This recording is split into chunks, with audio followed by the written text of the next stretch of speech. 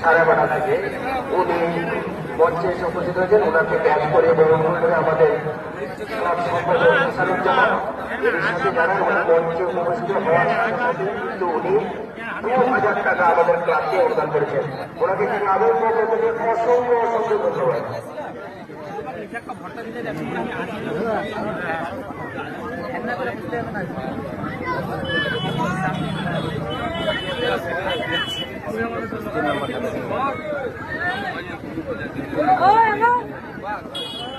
শুরু হতে যাচ্ছে ট্রাইব্রেকার। দেখা যাক ট্রাইব্রেকারের মাধ্যমে রেজাল্ট কি হয়। সেমিফাইনালে কোন দল পৌঁছবে।